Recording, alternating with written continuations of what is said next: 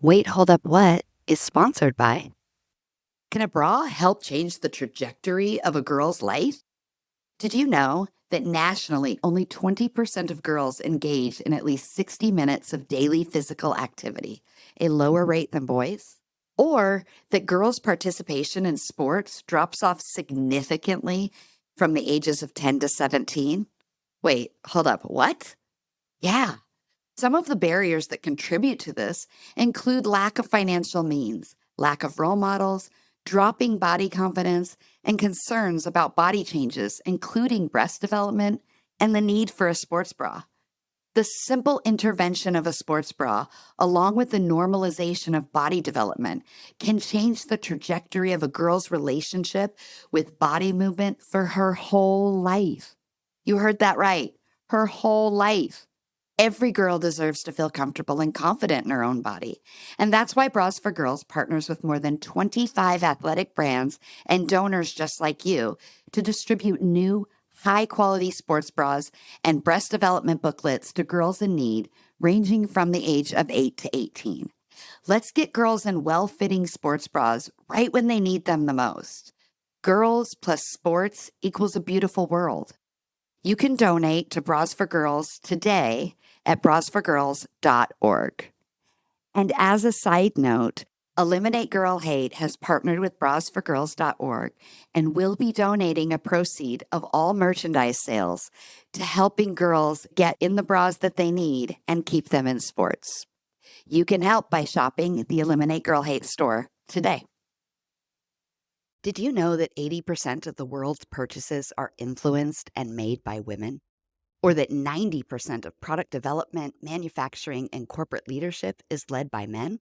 I don't know about you, but that seems like some funky, disconnected math. This disconnect means large segments of the population are not getting their needs met because the products being made never even asked us what problems we needed to solve. Instead, companies use a pink it and shrink it philosophy. Not familiar? I bet you are. You know it. Take a man's product, make it smaller, paint it pink, sell it for 25% more. Then, when the products fail to make a dent in the market or to sell rapidly, they say things like, the market wasn't ready. Or, we were so sure it was going to work, I wonder what happened. And then they move on. I'm here to tell you, the market is most definitely ready. But the market is savvy. And putting some paint and saying it was designed for us is a slap in the face. We have real needs. And we're not settling for anything less than real solutions. If this sounds familiar to you and your business, then it's time to connect with Eliminate Girl Hate. We help businesses understand the lucrative consumer segment of women and how to meet their needs in authentic ways. From problem solving, product creation, marketing, and even human resource practices, we help create safe and equitable spaces for the female segment. And these safe spaces increase profit margins, employee retention, and brand loyalty along the way. It's time to start a revolution and meet your consumers where they are. It's time to eliminate girl hate. Check us out, eliminategirlhate.com, and find out how we can help your business today. We are sponsored by Epiphany Recording Studio. Creativity needs to flow freely if you want to reach that aha moment that we're all looking for. At Epiphany Recording Studio, their goal is to create space that takes full advantage of those moments. From podcast and video production to music creation, you get the support you need to create compelling stories with a competitive sound. Your ideas can flow freely because they partner with you free of judgment, ready to be vulnerable, do the work, and make your projects look and sound their best. So let Epiphany Recording Studio help you reach your artistic vision by visiting them today at epiphanyrecordingstudio.com. Tell them Dawn sent you. Have you ever dreamed of writing a book? I know I have. Or maybe, also like me, you've started a manuscript. Maybe you've started 10 and you've just never finished it, or never let anybody else read it, or never thought you could publish it. Wherever you are in the process, Jim Woods would like to help. Jim's a writer just like you, but he's also a coach who loves helping writers bring their books into the world and make them a reality. If you are like me, sometimes you need that push, a supportive but demanding cohort along the way to put your stories out into the world and keep you on track. Jim Woods is that cohort. Visit jimwoodswrites.com and click the Let's Chat button. mention our podcast for a free clarity call and get your story out into the world because we need it. Let's get this episode started. Hi, and welcome to Wait, Hold Up, What? I am really excited to have you here for this episode because we're doing a little twist and we're talking about current events. Gasp. Or wait, hold up, what? We're talking about current events because there was an article recently that just absolutely laid me out for a week or two. And then, as that does, you start doom scrolling and hearing what everybody else is saying. And there were some rabbit holes I'm not afraid to admit. And so I used my network and I went onto social media and I said, hey, is anybody else just like flabbergasted and irate? And that is where I met our guest, Amy McDonald. Welcome to the show. Thank you. Happy to be here. So Amy and I have a mutual friend, but until yesterday, quite frankly, had never met. And she is a career salesperson, leader with over 15 years experience in retail and fashion and all sorts of other stuff, and is currently the director of real estate for a startup that is really exciting. But the other kind of interesting thing is that she is a content creator and does a lot of stuff on TikTok around US history, but even better than I guess I shouldn't even say even better because I say U.S. history and a lot of you are like, cool, can't wait to run to that TikTok influencer. But it's I think what your focus is the shit you never learned, right? And that you're learning now as an adult and you're like, for lack of overemphasizing, wait, hold up, what, that happened? Which I thought was really cool because I do a lot of that when I am researching things for this show and for some of the content and presentations I give. And so I thought that was a really cool thing. And we both had a response. So I guess I should introduce the article. But before I do, Amy, anything I missed out, anything our listeners should know about you before we kind of start? I normally let people introduce themselves, but I just got all excited and started right away. No problem. Yeah. So my name's Amy McDonald, and I'm like you said, I am doing the content creation, and this series that I've been doing, the shit I don't know about U.S. history, bleeds very politically because I love politics, but it's helping me to understand how we got to where we are and maybe how we can work together to change what's already happening in our current events, specifically politically. What has the response been to some of your posts? And by response, I just mean are people like, what? Or are they like, you didn't know that? Like, what is the general consensus? It's a little bit of both. I mean, there's some parts of history that I didn't learn that are much more shocking because I did grow up in North Carolina and I did a big series on the Civil War and Reconstruction and, the Lost Cause myth. And that's how I was taught U.S. history. It was literally, I was told it was the War of Northern Aggression. Yeah. Which is not the case. So, there's I think our education system in the United States is so broad and it's so different from place to place that a lot of people are with me in learning some of these things for the very first time. And so it's been very, very, it's been both. I've been called stupid. They're like, you didn't know that? And I'm like, oh, well, calm down. Well, and also it seems to me like it's pretty timely. Like we're facing a situation in our country where higher percentages of books are starting to be banned. We are in some states, you're now required to teach the 10 Commandments in school, which I'm no disrespect to the 10 Commandments, don't strike me dead where I am, but separation of church and state, I get a little confused about how that's even legal. And so I would imagine somebody like you learning along with the people that are following you is so much different than having an agenda behind it. And so that's what made me be drawn to what you're doing. And I'm sure it's what draws other people to what you're doing. It's really fun. It's really, really fun. And I'm like you, a researcher. I love getting in there. I love figuring out what I didn't learn. And then I'll hear something in passing and be like, oh my gosh. Like today, I spent a long time learning about why gerrymandering is called gerrymandering. And now I've gone down that rabbit hole, which is Sure. an experience in its own. The other thing too is for the people out there that are like, you're an idiot. How did you not know that? There is a show called Are You Smarter Than a Fifth Grader for a reason. And the fifth graders typically win. So I think there's a lot of us out there. So, and I'm not a dumb person, right? But being dumb and being ignorant or being taught with an agenda is so different than being dumb. And so, Yeah. very, very cool. So now I will tell people why we're actually here. And it involves two words I never thought I would say on this show, and that is Taylor Swift. And again, no disrespect to Taylor Swift, because I actually have a ton of respect for who she is, what she's doing with the capital and the power that she has. I just do not happen to be somebody who is super in touch with her music.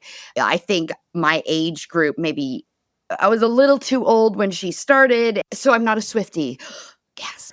But I'm not a Swiftie, right? Like there you go. But recently, for those of you that do not know and don't doom scroll as much as I do, there was an article in Newsweek about 2 weeks ago in which a man and I may pronounce his name wrong, but I actually don't care. It's John Mac Ghlionn or Ghlionn. I'll put it in the notes so people can look it up if they choose to. But he is a writer who did an op-ed for Newsweek, and I'm going to make sure I get the title right because, you don't want to mess up. The byline is Taylor Swift is not a good role model - opinion, which I'm sure Newsweek wanted to be as large as the title because they knew it would get some backlash. But I'm also sure they did that on purpose because they knew they would get clicks. And so in a lot of ways, this is a clickbait article. It is not news, but the issue in our culture is that is what happens, and that is what gets people to read, and that is what people think is news. Yeah.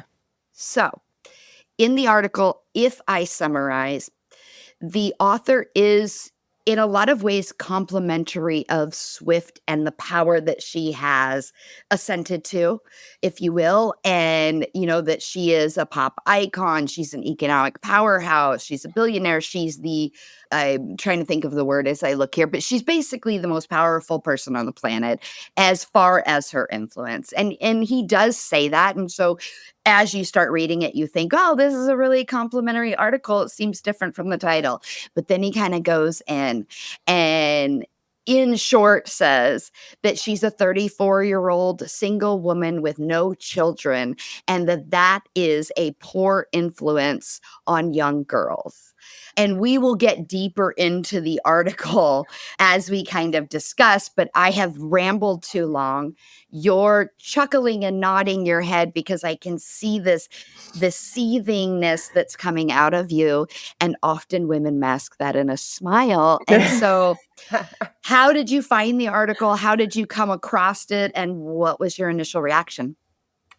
So I came across it on TikTok, of course. That was my first interaction of just someone mentioning it in passing. And of course, it came out like the week before the 4th of July. So like I mentioned it to friends of mine last night and they hadn't even heard of it because they'd been traveling that week, right? And they're not on TikTok. But I think it, like you said, it was really clickbaity. So a lot of people grabbed the title and like dug into that one sentence specifically about being 34 and unmarried. I'm also 34. And I'm not a modern day Swiftie, but I will tell you must have been 2015, 2016, and the Swifties will correct me based on the song that this is based on. Me and a bunch of my friends did dress up as Taylor Swift and her crew in one of her music videos, and it is I know which video this is. It's the Bad Blood, or yes, like it's something from that era, right? Okay, exactly. I mean, I'm basically a Swiftie now, right? Quote unquote, not a Swiftie. Yeah, so we did that, and like obviously Taylor Swift has been a mainstay in culture for, I don't know, 15, maybe even 20 years at this point. And my first reaction, my gut reaction is because, this relationship that she is currently in between her and Travis Kelce was thrust upon us so much during the football season. My first thought, of course, is just like the classic double standards, right? Travis Kelce is 2 months older than Taylor Swift, almost to the day. He's like October, she's December. Can't wait to see the photos from their blowout 35th bash. It'll be a good time, But like, I was like, okay, so like, where's his op-ed? Because arguably, like, he doesn't have the same level of influence as she does, obviously. Like, he hasn't touched generations and generations and doesn't have the type of merch and the tours and things like that. But the man is a very great football player. He's really up there. He also has like a fabulous comeback story from like not making it into a college team and then growing as a grown-up and adult. That was my first thought. My first thought is where's his piece, honestly? And then my next thought, because of the content I make, is, oh, this is part of what we're seeing at a cultural level. We've you're not on TikTok yet, which you will be soon. But for me, I've just been on TikTok like actively really this year. And even in the last, we're in the 7th month. So in the last 6 months, I have seen the shift. I've seen a quicker shift in social media from like towards conservative values than I've ever seen before in my lifetime. And now like I was there for the starting of Facebook. I was there for the starting of Instagram. I was one of the first 2,000 users on Twitter. Thank you. Early adopter. Almost all of my usernames are the same except for TikTok. But yeah, like I've never seen anything like this. The only thing I could compare it to is Elon buying Twitter, which changed the entire nature of the app.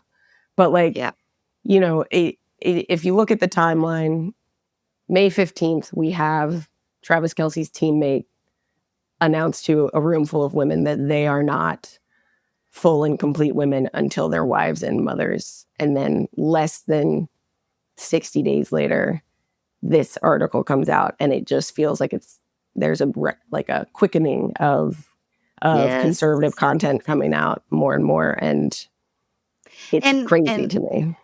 So my background is in marketing, and when I look at this conversation in the cultural lexicon, I really see it as marketing at its finest, right? Oh yeah. And yet as people were like, but no, it's real life and it's the news cycle and all of these things, right?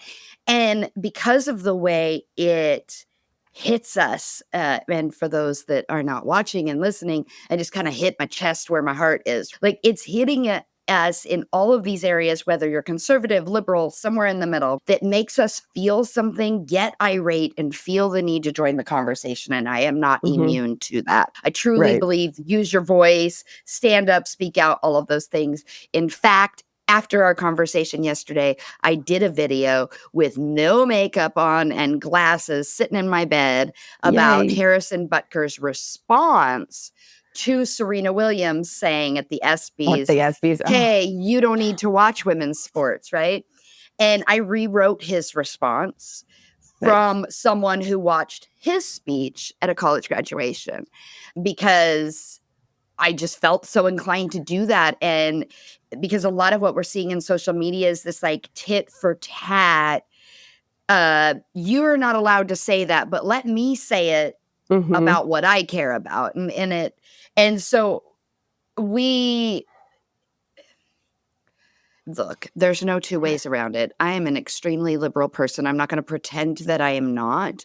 And I am especially liberal when it comes to human rights and human issues and all of these things. And so it is interesting that there is a quickening of this conversation. It is also not, in my opinion, a coincidence that the quickening of this conversation is happening during an election cycle in what could arguably be the most important election of our lifetimes. Although I feel like we say that every election, and every election it gets worse and becomes more true. And so you also have to see how the pairing of a man with a good story in America's favorite sport in a Midwestern town with Mhm. a blonde hair, blue-eyed pop star, and how that narrative has helped put him on the map in a Mhm. way that you now cannot escape knowing who he is. From podcasts, he's doing movies and TV shows now and commercials, and he's just everywhere. And to me, an article like this is in response to that because Mm. gasp, how dare a woman be responsible for bringing a man more attention, more wealth, and more notoriety. And Wow. so, right? Yeah. And because the man is supposed to lead and the man is supposed to do that. And so, with your basis in US history, and I did not prep you for this, so We'll but see. why do you think there continues to be this narrative or this need for a narrative that women are subservient, less than, or should be a notch below a man? And so, therefore, the expectations are different. I know it's loaded. So I think there are like a couple of different things happening right now in this moment in time. And part of it, you can see this trend happening not just with women's rights, but also, this is a hot wire topic, but with like vaccinations. These are two things I've noticed that have over the course of 2 generations have been swung all the way to the like the far side of where they started and now are getting vilified. Like my aunt could not buy her own car. She saved up all of her own Yeah. money. She had a job. She wanted a brown VW Beetle because it was the 70s and everybody had them. But her dad didn't even take her with him to buy it. He took her brothers and they bought the wrong color and she was mad. And the car wasn't even in her name. And that was literally, she is, I think, probably in her mid 70s right now. Like she Yeah. is still working. She shockingly works in politics. But like, I think there is this like, the generation, specifically mine, which is the millennial generation, and the ones younger than us, we have watched our mothers and our grandmothers and aunts work to the bone and yet still be the main caretaker at home. And so they're not just doing one job, they're really doing 2.5, 3. And like the science, like the data backs us up that like Yeah. women who are married are going to do the majority of the housework, things like that. So I think we're seeing this like back swing away from that because having it all and what was like advertised to us is you can do it all. You can be in the boardroom and you can have a baby and you can have a home and you can entertain people. It's exhausting. It is. It's so like how am I supposed to maintain relationships? And like I don't have children yet. I'm also 34 and childless and unmarried, but like I'm having a hard time right now just working a full-time job and maintaining friendships and working out and cooking and staying healthy and like so I think we're seeing a reaction to that of like, man, this is not what we were promised. This is we're getting overworked, we're underpaid, and yet we still have to do that emotional labor. And then I think the second part of it, I just finished a very long series on Ronald Reagan. I think there is a concerted effort in our political world. And if you don't know this, at the end of Ronald Reagan's term, he is going to overturn the Fairness Doctrine, which is there is a direct correlation. The Fairness Doctrine originally said in broadcasting, if you are broadcasting, you have to talk about news that's relevant to people and you have to share expert sources on both sides. You can't just pick one, but with the And they have overturning to have equal airtime. And like expertise, and you actually have to have a real conversation around it. And obviously with the overturning of that, we see this like split down the middle of our media. And now we have a very, very, it's just very far apart from what you're seeing if you turn on one channel versus another. And if you're not actively seeking out both sides of the story, you're never going to get it. So I think there's no truth in media anymore because of that. because of they're not required to be truthful in the media that they extend to the people. So to your point of this really great marketing, depending on what television channel it was on growing up, what radio channel was on growing up, your brain is like hardwired to believe a certain thing. And then now we're getting on these algorithmic apps, and like I have a tattoo of something Franklin Roosevelt said on my body. Like I have been called a socialist/communist more than once just this week. Like, that's how liberal I am, for reference, everyone. Right. I'm not going to hide that. I'm proud of it, But like,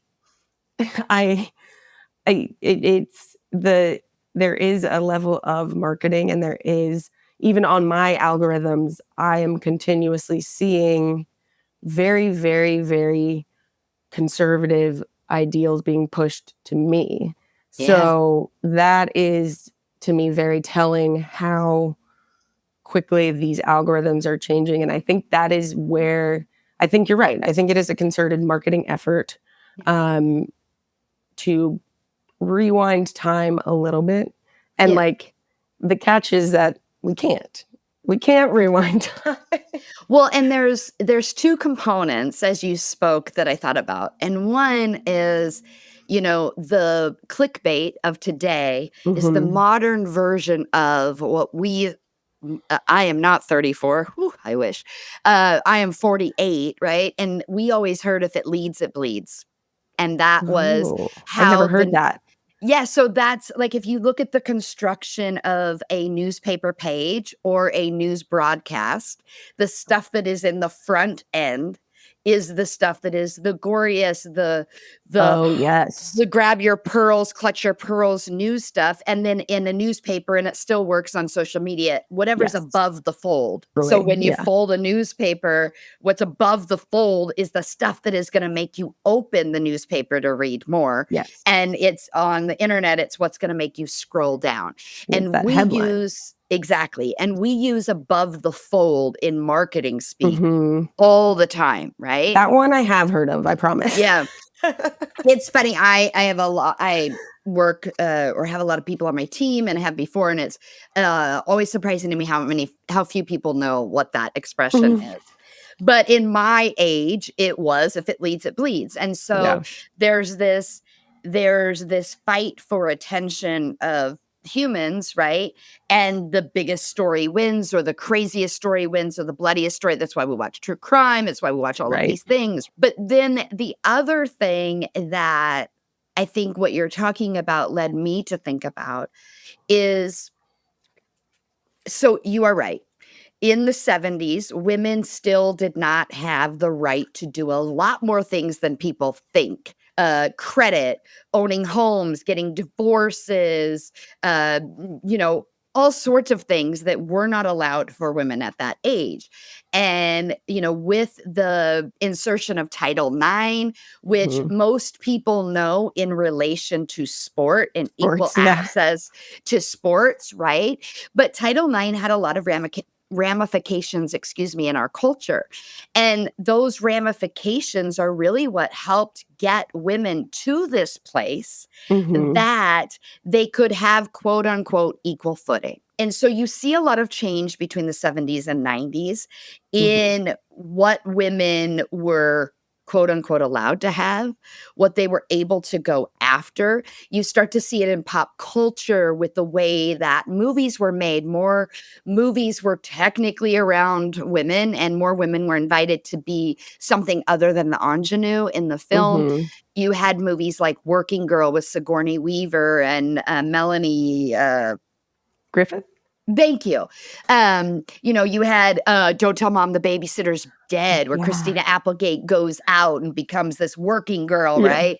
And you see all these things. And then another movie I'm going to use as an example is St. Elmo's Fire, which I just watched for the first time because, again, I was a cusper. Yeah. And I was so disgusted. And when I tell you I just watched it for the first time, it was 2 days ago. It's disgusting. It is a bunch of rapey men Yeah. Emilio Estevez stalks Andie MacDowell in the movie, and it's a joke. Like, literally stalks her. So Rob funny. Lowe attempts to rape both Mare Winningham and Demi Moore. And Wow. it's like, it's okay, you're our best friend. Judd Nelson is a narcissistic man who cheats on his girlfriend religiously, but thinks he'll stop when he gets married. And the second they break up, she sleeps with someone else, becomes incensed, right? And I Yeah. realize this is getting slightly off topic from Taylor Swift, but what you see in the 70s and 90s is women grasping hold of opportunity, taking advantage of it, and going after it, right? Mhm. And then there's this shift that happens in the 2000s, because if you're going to have it all, well, gosh darn it, we're going to make sure that you do it all and you do it all perfect. And Yeah. so not only are you allowed to work, but by the way, you can't give up anything else you were doing, because we don't consider being a homemaker a full-time job. So you should be able to do both of it. I'll let you go get your little money, sweetie, as long as my dinner is still there, my bed is still made, my kids are still fed, and you I'm not still going to look change anything. beautiful doing it. And you still have high heels, red lipstick, Mhm. and pardon the expression, but you can be a oh gosh, I'm going to mess it up now that I said it.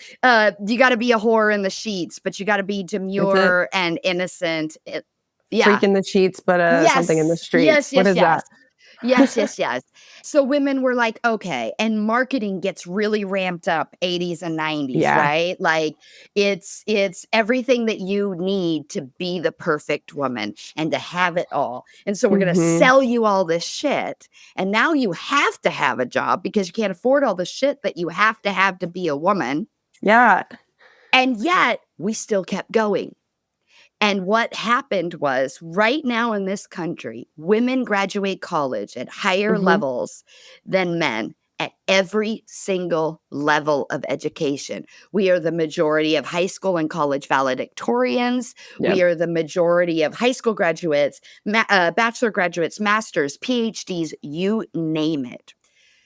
And Also, now the biggest rate of homeownership is single women. yes. And we are also responsible for 80% of all purchases. And so we're keeping the economy afloat. And the big old think tank of whoever it is, of these very wealthy men, right?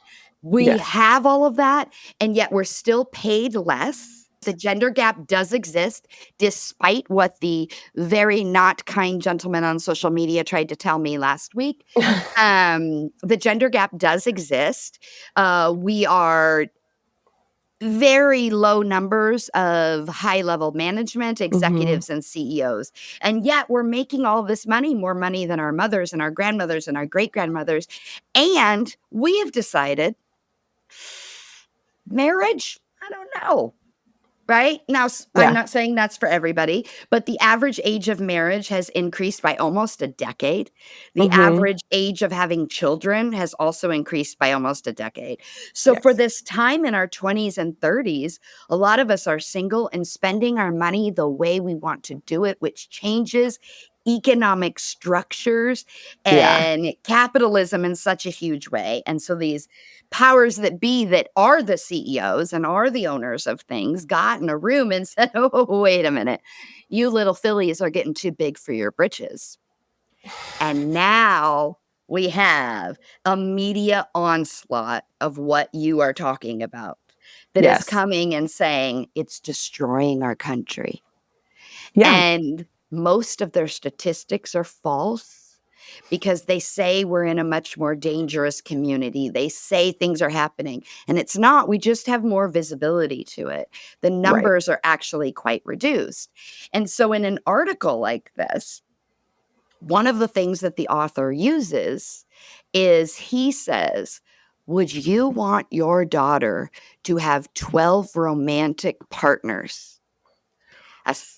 Go. I saw the face. Go. Over the course of 20 years, one of the relationships Taylor Swift, I'm like, I am not a Taylor Swift apologist. I think there's so many things you can criticize about her, but this is not one of them. This drives me bonkers. She's human. Because, and one of her relationships was for 6.5 years.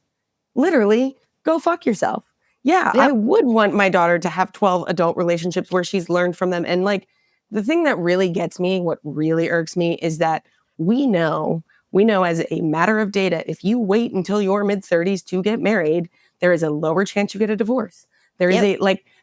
if you wait till your mid 30s to have kids, the likelihood of a woman living to be 100 years old increases. Like, it drives me bonkers because I'm like, you can't have it both ways. Do you want people to get married really young? And then you want to come out here and yell about the fact that, well, this person's now had 2 divorces. Well, yes, they got married before their brain was fully formed.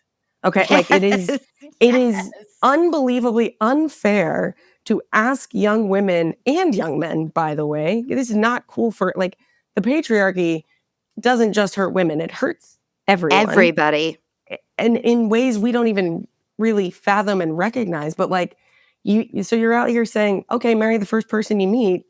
There is a very high likelihood that person will get a divorce once they realize that they've either grown up and their partner hasn't, or they've just grown up and grown apart, because that's what happens as you age. Like, and so when you criticize someone for dating 12 people in literally almost 20 years, I just want to reach through my screen and smack you in the face, because that's absurd.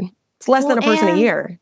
Well, and I actually think, all that aside, Yeah. let's take divorce out of the equation, because if we're talking about, and again, not bashing, but if this is a conservative ideal that you Right. would be pure as a woman, because that's ultimately what they're trying to say, right? Yes. Divorce isn't an option. So for them, True. that point is moot. True. But if I am a parent of a child, male or female, what I want is them to live a life that makes them happy, that makes them whole, that keeps them healthy, and that is better than the life that I lived. And I don't know a single parent, liberal, conservative, you name it, that wouldn't feel that way when they talk about their 100%. children. And what we know psychologically, historically, research-based, is that the people who know themselves, the people that experience life, the people that are open to the world and perspectives, are the happiest people on earth, because they fight for themselves, they stand up for themselves, and they don't get in marriages in which they might be beaten, abused, Yes. physically, mentally, sexually. So my answer to this gentleman, John, is yes. Now, Yeah. I grew up in I hate this term, but a broken family. My parents are divorced. And they were divorced when I was very young. And one side of my family had an extremely religious tilt, excuse me, Yes. and one did not. And that messed me up. And so I didn't date 12 men. I didn't go out and explore men. And it didn't cause me to be in a relationship that I didn't like. It caused me to not understand the purpose of a relationship like that. Right. Because if I looked at the religious tilt told me, you should not want, desire, or crave, or any, you should have no feelings about sex until someone says go. Right. But then when they say go, I'm supposed to be this sexual being and creature who loves it, who's good at it, who wants it. And that was very confusing to me. And I really thought that if I had sex with more than one person, that I would go to hell. Yes. There are no ifs, ands, or buts about it. And it psychologically really messed me up. A woman who dates 12 men. Now, first of all, that's none of your business, John. True. The only reason we even know that is because a media wants to make her look like a whore for doing that. Yeah. When men do it, it's, I'm going to use a Kennedy Jr. before he passed. People's sexiest man alive was out there tomcatting with girls, and it was on the cover of magazines in a positive spin all the time. Oh, yeah. Who's going to be lucky enough to bag this dude? And so that dialogue that we can't all be healthy, sexually expressive human beings, it takes us back to this idea that women are property. And it's rearing its really, really ugly head on social media right now. Yes. In a very terrifying way. I've seen so many videos where comments are like, well, it's fine. It's okay if the male does this, if da da da. And anytime someone starts with like male versus female, I'm like, okay, this will be an interesting comment. Like you kind of know where it's going, but like it's fine if the male learns and traipses around. But like if a woman, like you were saying, is not pure, oh my gosh, clutches, pearls. It's like, Yeah. well, shut up. Your argument's mute. It is. It's like it moot, not mute. It's moot because like I wish it it's was just mute. okay. Yeah. Like I mean, it's not. It is the double standard has forever and always been there, and we can see it going way, way, way back. But like I just and then it's to me it's even it becomes even more insidious when I think about Taylor Swift specifically. And this is not about the double standard between men and women. When I said double standard, it hit something in my brain Yeah. because like she is a tall, slender white woman. So she gets hit from the media even differently than someone who is just as famous as her, Yeah. just as powerful, Beyonce. Yes. Like and all like and it's just there's so many levels. I feel like I'm like have the biggest onion in the world sitting in my lap Yeah. because I'm like this could go. I could talk about so many different Yes. things. Yeah. But yeah, and like it's very. I mean, if I have children, I don't want to have children. That is not for me. I don't think it's a good fit for Sure. my lifestyle. Sure. And think it's every time I say this, I laugh because I'm like, I'm selfish and I would like to spend my time and my money with myself. And then I'm like, wait a minute, that is not selfish. I made that decision knowing that that is how I am and knowing that I would eventually build up a resentment if I did have children because I would do so much for them and I would want them to have a great life and I would sacrifice myself for that. And I know in my brain that that would not be good. But And don't sorry to interrupt you, but how often do people tell you you're going to change your mind? at this point, less. It is. Okay. It's the rate is decreasing. I also live in Brooklyn, New York. Yeah, where yeah, like yeah. every shape, size of your lifestyle, however you want to do it, is very radically, for the most part, radically accepted. Yeah. But like 10 years ago, I was like, I don't think I want to have kids. People are like, well, you're only 24. You've never Yeah. met the man. You've never met Yeah. the person. And now I'm a I'm a very proud bisexual woman. So I'm like, what if I never meet the man? What if it's a woman and we just don't want Yeah. to, we could adopt, obviously, yes. But like maybe we just want to be smoking hot lesbian and bisexual women traveling the world forever, Yeah. it's so crazy. When I was in my 20s, all the time. So Like every day. I was not as clear with my choice as you were. Although I have a few friends who were very clear at a young age. That was never what they wanted to do. I always thought I would No. have children. I went through some early stages of figuring out how to adopt when I was 25.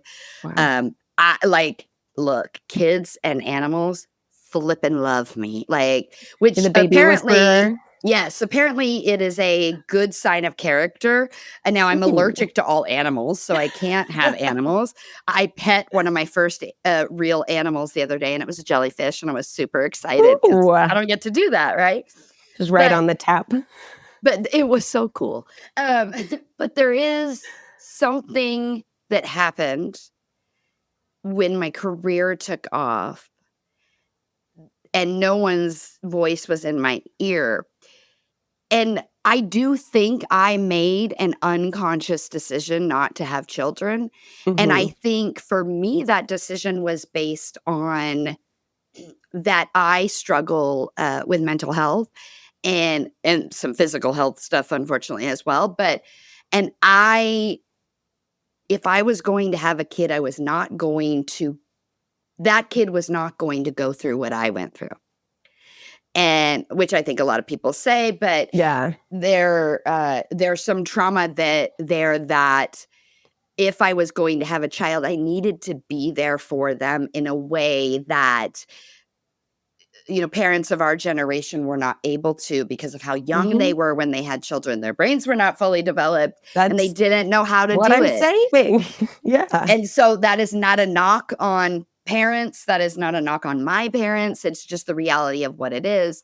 And we know how impactful that is on the mental and physical health of grown-ups, right? I was at Yeah. therapy the other day and we were talking about adoption and my therapist was like, that's an episode you need to do because the percentage of people who are adopted who have physical health issues, mental health issues, I don't know the exact quote, so I won't put it, but a percentage of serial killers who are adopted, like all of these different things, because there is a nature versus nurture conversation.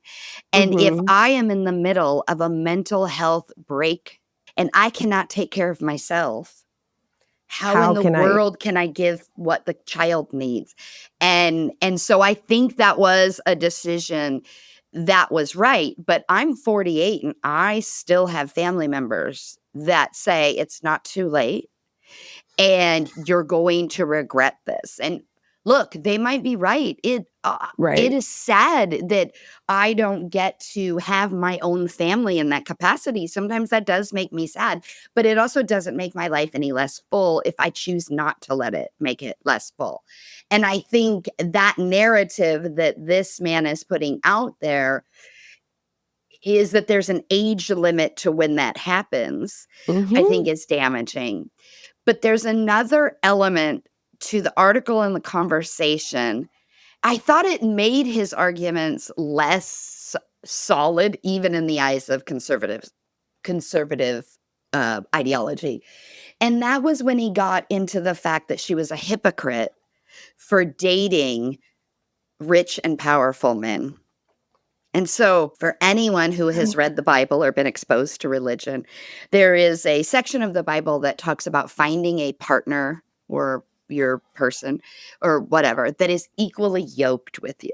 And it's often a misconstrued passage of the Bible. And people think equally yoked means an X, Y, and Z set of things. But I'm not a biblical scholar by any stretch of the imagination. But for me, equally yoked means that you want the same things, you have the same values, you're able to learn from each other and to build the future that you want for each other so that you can empower, lift up, support each other in the things that you do.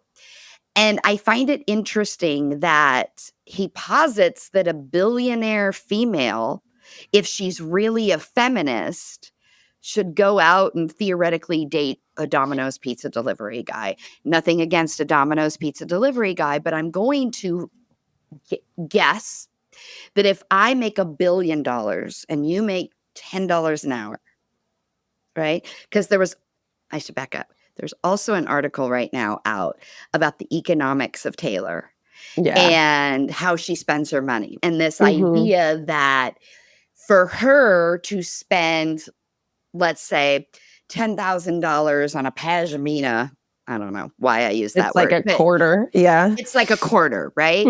So if she dates a man that is not financially yoked with her, there's another part of the male ego that gets in the way. I was about to say it's ego, but it's also generations of patriarchy. Exactly. There are men in this world that are fine with women out earning them. And I've seen those relationships and they're very healthy and they're very there is not a drip drop of toxic masculinity in it at all. I've worked in real estate for a while and I've had customers who have been married for, 30, 40 years and the wife has always out earned the husband and it's been perfect for what they needed and what they wanted. Like you said, right? Like they had the mental capacity and they had the same values and the same ethics. And it's just such patriarchal bullshit that we live in a time where 90% of American families, both parents have to work. Everything is just so expensive and so unbelievably outrageous at this moment in time that the idea that the factors coming into this being like, oh, well, she makes 40 grand more than I do. Well, you're married and you have kids, and that 40 grand goes directly to the children. And you should be happy that someone is bringing in an extra 40 grand. Like, holy crap, joyful, like rejoice, like childcare is paid for this year. Like, what, like High five. So, yeah, literally, like, thank God someone on the team is bringing it in. Like, it's so detrimental to everyone. And it's, you know, a mother, father, and the kids, if we are in competition with our partners in any way, right? That is that's not healthy. And so, you know, I reread the article yesterday, and I kind of skipped over that part. And it's so interesting to me, because even now in my mid-30s, living in New York, making good money, doing what I like to do, having fun, traveling, there is a difference in levels of wealth that you don't understand until you're in the room with it. Yeah. And I have not been around many billionaires, I'll be honest. We're not getting tea regularly, but I have been around a lot of multi-millionaires who are probably on their way to becoming billionaires at some point in their life. And it's just a completely different conversation and lifestyle and everything like that. And it's fine if that's exactly what you know you want, and you're going to those circles to meet those people, and that's great. Perfect. Good for you. Do you, baby? Like, I don't give a shit. But yeah, like you were saying, there is a staggering difference between even like the upper echelon of upper middle class and a billionaire. It's completely, and people I don't think people really comprehend that. And like, that's where my criticism of Taylor Swift comes in, is just how she uses her private jet. And like, things like that. But the, you know, capitalizing on a culture war for clicks, I guess, is something that Newsweek has done for a long time. And, you know, you gotta drive that traffic, baby. Everybody's got bills to pay. Well, and, you know, it reminds me of a conversation I had earlier this year with a friend, a male friend that I've known for 30 years. And I thought I knew better than anybody else.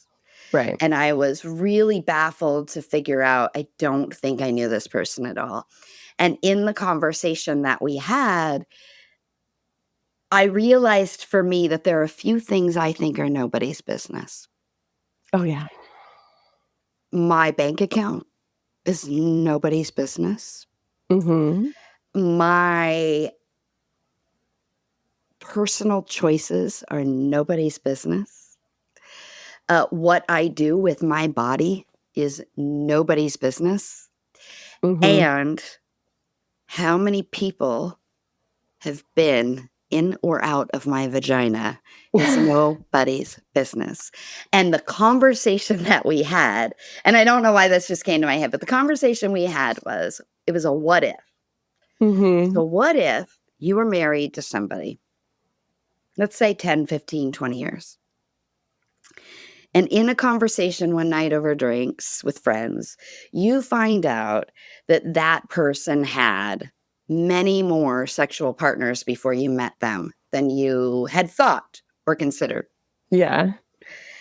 And this man said he would divorce them. What? Oh, yeah. Are you fucking kidding? I'm not. And I said, so nothing else changes. She's the same woman. Yeah. The values are the same. Your relationship is great. You weren't already in trouble.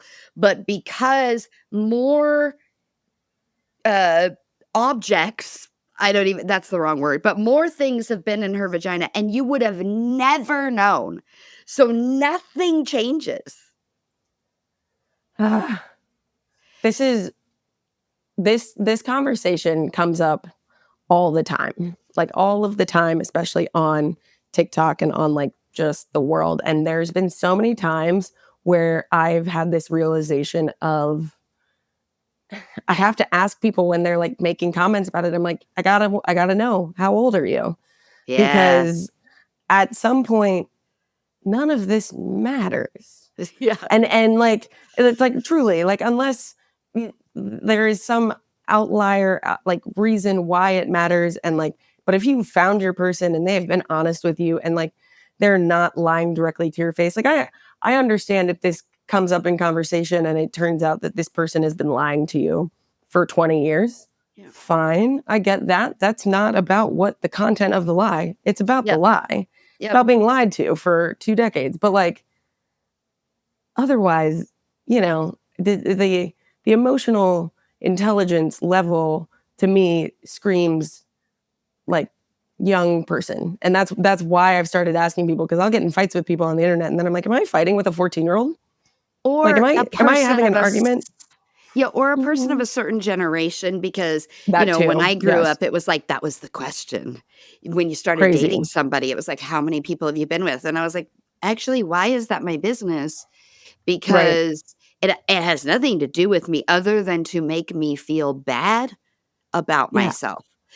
Or compare myself or whatever. So it's like, it's such a question you ask as an adolescent, or you did. I don't know if Right. you still do, because I also think there's a freer expression of sex and love in younger generations than there were in my generation and beyond. Yeah. And I think that is really wonderful and beautiful, as long as it is being done with consent and with healthy Yeah. habits, right? Right. But it baffled me, and it continues to baffle me, how interested people are with what's happening with my vagina, except when it comes to the health of it. Well, because nobody knows what's going on when it's Right, health related. like Please, come on. you don't care to provide adequate medical training for doctors for the stages of life that I am in, through puberty, hormones, menopause, perimenopause, right? You don't care Yeah. about any of that, but you care what's in it, and you care whether or not I make a decision about it that saves Yeah. my life. And Yeah. that component, and again, not trying to get uber political, not that we haven't been already, but Sorry. and I'm not advocating for anything necessarily either, except that my body is for me and it's Yes. not for anybody else. And this idea, or this notion, that your body is a gift to give, it is your most precious gift to give your vagina to somebody. And for all of the people that want to correct the anatomy choice of words that I'm using, kick rocks. Like, I'm using it to make a point, not to like get all medical and all of The that kind of medical thing. community is going to be coming for the pod next. Like, well, so like it's similar to you. I was raised in a religious household. Now, my household itself, not super, super religious, but I went to a very religious school in North Carolina because it was the best school in the Yep. city at the time. And my mom she now has her PhD in curriculum and instruction. She teaches teachers. But Wow. like for my mom and my dad, education was the most important. But like the things ingrained there, like you're right, they take some shaking out. And like the last time someone asked me how many people I'd slept with, I was 19 and I cried. And the reason, like I had a very high number, and like the reason I came to this realization later, is the reason I had a high number is because I was sexually assaulted in college, as many women were. And Yeah. I had decided in my brain that I wanted to take back the narrative around sex for me personally. Yeah. And that led me to making some unhealthy decisions in that regard. Of But I course. didn't really think about it until very recently. And I was like, that is what I was doing. I was like, Yeah. I decided that I wanted the last person whose hands had touched me to be one that I chose. It's your choice. And I You think know? that's pretty common. I think it is too. So the first thing I would say is, I'm so sorry to hear that has happened to you. I'm also so sorry to know that is not uncommon, right? Yeah.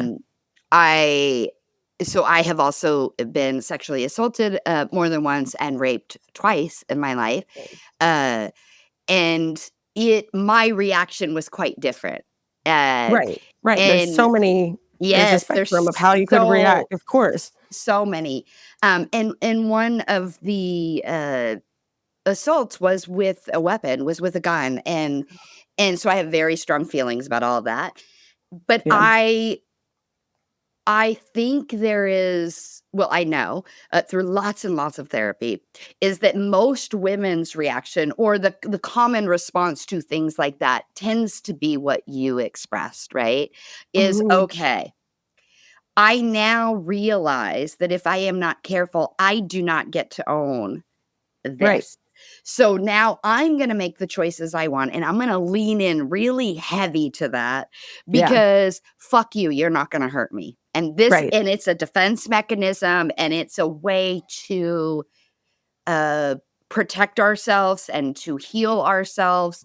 And it's also a knee-jerk reaction because Yes. we do not have dialogue or safe spaces so that we Mhm. cannot jerk to the reaction and Yeah. to get the support and help we need and to talk about it. More often than not, we're not believed when we come out and say that this happened to us. And is that your Yeah. experience as well? Oh, yeah. Yeah, Yeah. similarly, it has happened to me more than once, Yeah. and one was with a weapon, actually, Yeah. as well, and, I just decided to leave town Yeah. instead of that's a large portion of why I moved to New York, honestly, Yeah. but I did fall in love, and now I've been here for 12 years. Oops. I love it. I love it.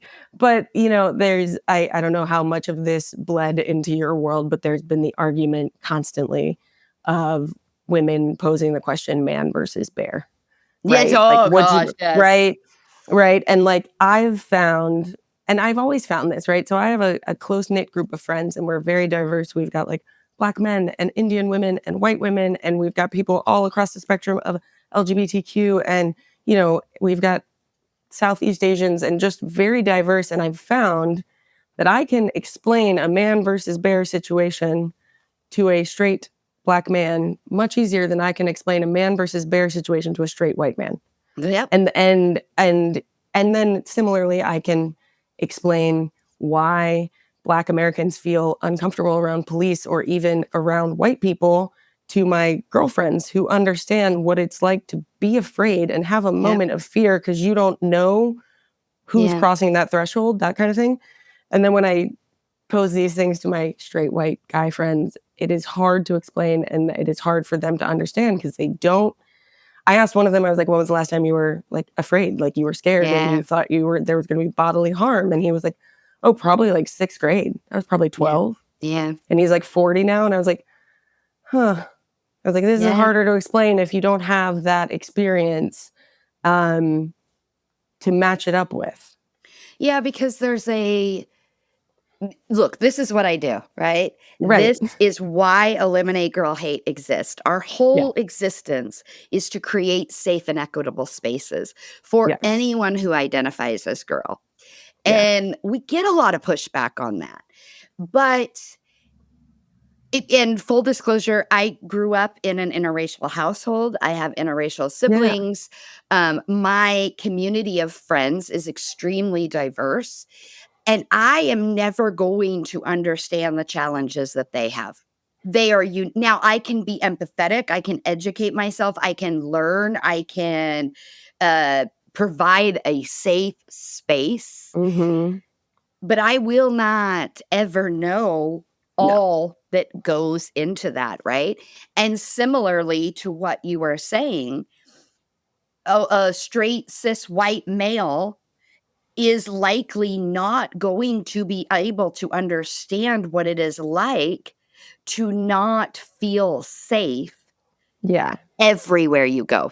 Because there are Right. traumatic things that do happen to kids Of and to course. people and boys and all of those things. But when our safety, so there's a thing that went out recently. I believe it was by the holistic psychologist on Instagram, Oh, who I'm yes. obsessed with. And the phrase or the commenting that was used is that how can you have good mental health if your basic needs are not being met? And Oh, look, as someone through COVID and stuff who has been yes. dealing with Yeah. unemployment and things like that, it just really hit me very hard. But Yeah. I've thought about it a lot since then. And I would say How can you have good mental health when you do not feel safe and Yes. you do not have the opportunity to find safety? And safety often gets bastardized into this immediate physical thing, but Mhm. safety is so much more than that, right? I'm all teary. It I'm about to happens. cry. I'm Okay. about to cry. I literally had this conversation with someone last night where I had a full I broke it's been a long week. It's been rough. Yeah. And I broke down and I sobbed at the bar. I probably sobbed louder than I've ever cried in my life as an adult.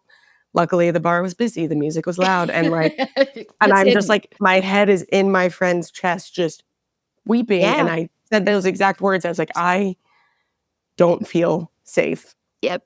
Like, and it's an emotional safety thing. Yes. It's Um, emotional, physical, spiritual, yeah, all of those things. And yeah, women are constantly yeah, being put in unsafe places. yeah, yeah. And I literally like wept. Like not even wept. It was a sobbing. It was like I don't know if you've seen this movie recently, Miss Congeniality at the end where she takes her crown and she's just like Yeah. like mouth open, like that was exactly where I was last night. And I'm talking to other people about it now. And they're like, "How drunk were you?" I was like, "I was not drunk. It was very early in the evening. I just was overwhelmed and I've been feeling overwhelmed and I've Yeah. felt just, very unsteady and unsafe in a lot of situations recently, and it just got to me. Um, Yes. and like Because you can't, likely, I'm projecting, because you're supposed to do it all, yes. you held it in Yeah, and that dam bursts at some point. it does. It does. And I've lost, not like lost to death, but lost to Yep. circumstances, some of my close Yes. people who were that safety net that Yeah. helped me keep it together. And they're they're all still very much alive, I promise. They're Yeah, just yeah, not I as get it. I totally get it. but it's just yeah, like you said, it sometimes it just overflows and um yeah, yeah. It was in a I it's a bar that's very close to my house that I go to a lot, and I Now will be you're like, interested to see when I go back if the bartender's like, "Hey, you good?" And I'm gonna be like, right. "Ah, great. Thanks for asking. Like, please feed me alcohol now." Right. Like, "I'm Carbs. fine. I'm fine. I Yep. just need more booze." Yeah. That is not a good coping mechanism, team. Do not It lean is into alcohol not. too much. But you know what? We are in a world that doesn't provide us a lot of good coping mechanisms, Yes. at least not Not the healthier options. not Yeah. unless you're rich. Like, we have a mental health care shortage in this country. Our I wish I could remember the percentage, but I read it yesterday that a very high percentage of people who have cancer go bankrupt within 2 years because the cost of cancer is treatment is so expensive, right? Or I saw comedians say something about how his mental health is not a priority thanks to Kaiser. Right? Yeah. Like, it Yes, it was a literally. hilarious joke, I Like probably just botched it, but, there because there are so few safe spaces for us, mhm. we then turn to unhealthy coping mechanisms because it is nearby, and again, Of course. that is a And it's marketing tactic. accessible. Yeah, it's Yes, accessible. right? Yeah. And we have been marketed to that says, "Oh, smoke a joint, Right. have a drink." And by the way, I do all of those things. There is no Of judgment in course. that. Um, Everyone does at some point. Like we all you all just need a break sometimes, and there's yeah. a way to be healthy and there's a way to be unhealthy with that. But without these spaces that provide safety and equity, you know, Right. we talk so much about DEI, and there's all these legalities and legal cases that are going to the Supreme Mhm. Court right now about how that is not cool. And I this would be a whole other episode. Right. The reason that I say that is because I think people get confused about what DEI means. Yeah. And they check a box that says, oh, I hired you as a woman or I hired you as a Black person. We're good. Right. But until those spaces have equity and safety in them, the places that we work, the places that we play, the places that we learn, we are still not on equal footing, and we are still not in places, and we are still creating unhealthy people physically, mentally, and spiritually in our country. And that to me is the priority. That is the things that I'm looking for. And if I can round it out, because we're kind of coming up against our time, and people probably thought, oh, these two have gotten way off track. I'm going to bring it back.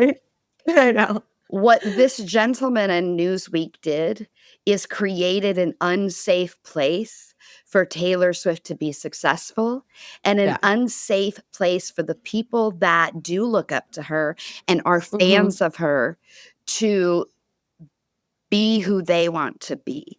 And this in lies the problem, and it becomes the responsibility of us as we put content in the world is to evaluate where the damage comes. Right. You know, are we hurting someone to make a point? Are we creating unsafe spaces to make a point that just makes you feel like a bigger man? And when our news is unsafe, our places of worship are unsafe, our places of study, our places of work are unsafe, our playgrounds are unsafe. What does that say about us being the greatest country on earth? And that statement probably just pissed off a whole lot of people. But it's how I feel. Yeah. No, I get it. So if you could close this out and say something to Mr. Ghlionn or whatever his last name is, or Newsweek, or if you would prefer to say something to the girls and women who read the article, what would you want to leave with? I'm going to go. I don't want to say anything to that guy. Fuck him. But to young women and just women in general, I think it is unbelievably important to find your community and find the women who are going to bring you up with them.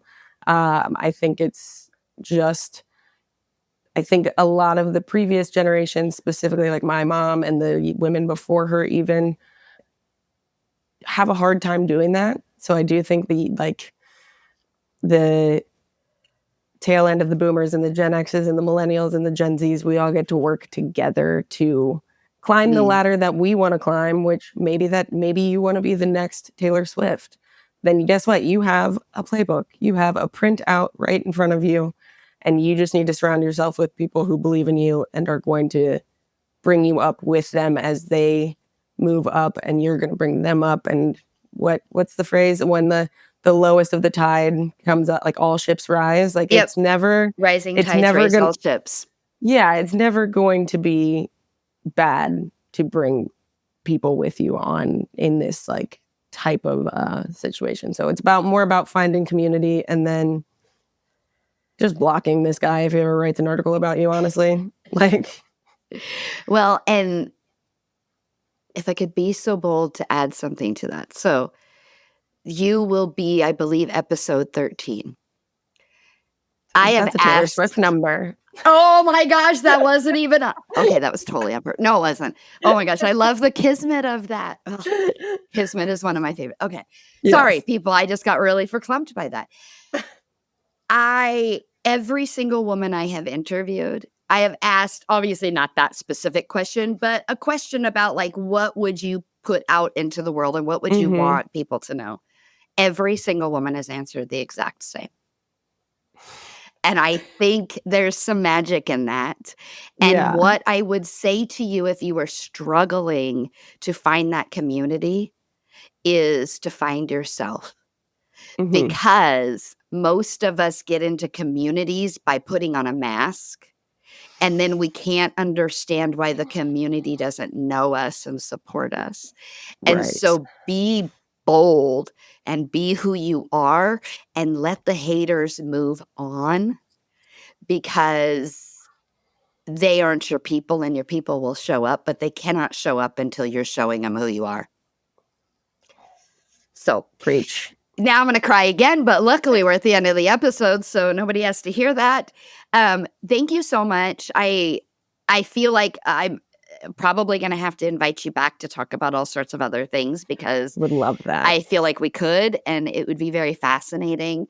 And I just appreciate your candor and the vulnerability that you showed today, because I think people will get something from that. And that at the end of the day, that's what we want. We want this to be a safe place, and we want people to see that they are not alone in the world, as cheesy as that seems. So thank you. Thank you so Awesome. much.